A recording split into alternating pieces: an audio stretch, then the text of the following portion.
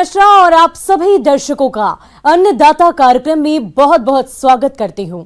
हमारे देश का किसान जन का पोषक है, वो श्रम का देवता है, अन्नदाता है और उसमें ही भारत की आत्मा निवास करती है।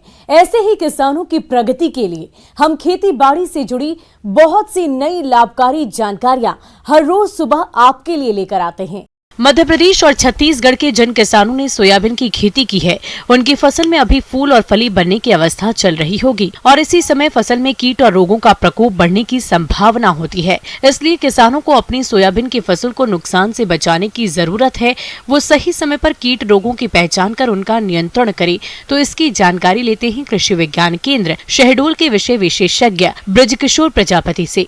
और जैसा कि हमें किसानों के द्वारा जो है सूचना मिल रही कि उनकी फसलों में मुख्य रूप से सोयाबीन की फसल में जो है कीट की बहुत ज़्यादा समस्या है, तो इस कीट के नियंत्रण के लिए जो होता है हम आज चर्चा करना चाहेंगे।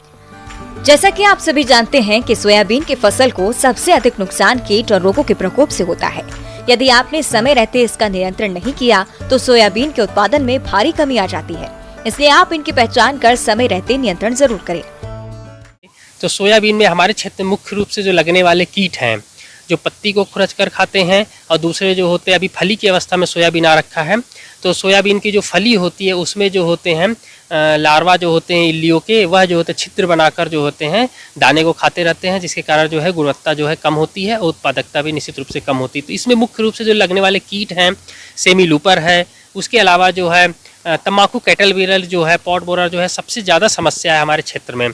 तो यह कीट के नियंत्रण के लिए किसान भाइयों, सर्वप्रथम तो मैं आपको जो है जैविक विधि जो होते हैं उसके द्वारा किस प्रकार से नियंत्रण कर सकते हैं। आज समय जो है प्राकृतिक खेती का है, तो उस पर हम चर्चा करना चाहेंगे। तो किसान भाइयों, आप जो है प्राकृतिक खेती या ऑर्गेनिक खेती के अंतर्गत अगर सोयाबीन की खेती कर रहे हैं तो निश्चित रूप से लागत को खत्म करने के लिए या कम करने के लिए जो है निमास्त्र नामक जो है कीटनाशक आप इसको बनाकर जो है आप इन कीटों का आप नियंत्रण कर सकते हैं।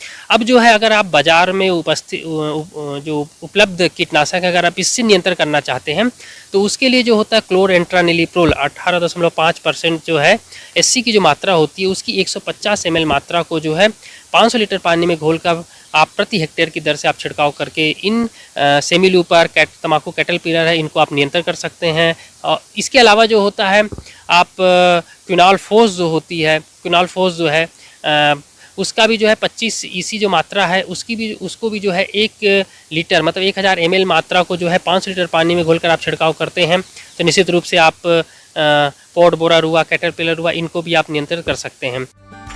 सोयाबीन में गेरुआ रोग ये एक फफूंद जनित रोग है जिसका प्रकोप फूल बनने की अवस्था में ही देखा गया है। रोग के कारण पौधों पर छोटे छोटे सुई के नोक के आकार के मटमैले भूरे और लाल भूरे सतह पर उभरे हुए धब्बे दिखते हैं। इन धब्बों के आसपास का हिस्सा पीला होता है।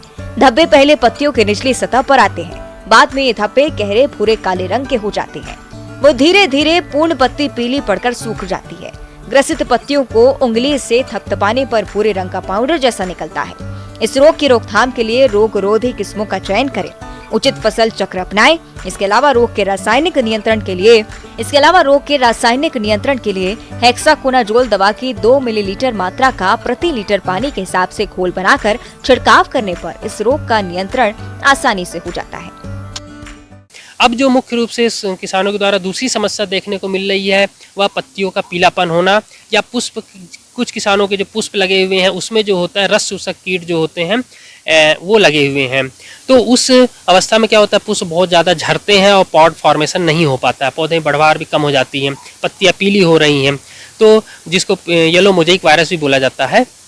और कई बार किसान भाइयों आपके खेतों में अगर पीली पत्तियाँ अगर दिखाई देती हैं तो निश्चित रूप से येलो मोज़ेक वायरस के लक्षण होते हैं पौधे में। तो उसको आप उखाड़ कर जो है अगर जला सकते तो जला दें या उसको गड्ढे खोद कर उसमें गड़ा दें।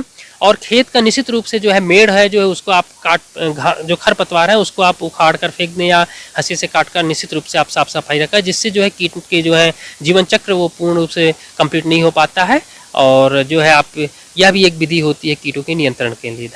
इसके नियंत्रण के लिए जो मुख्य रूप से किसान भाइयों अगर पहले तो इमिडाक्लोपिड जो है 17.8 SC की जो मात्रा है उसका जो है 125 ml मात्रा को जो है प्रति हेक्टेयर की दर से आप छिड़काव कर सकते हैं।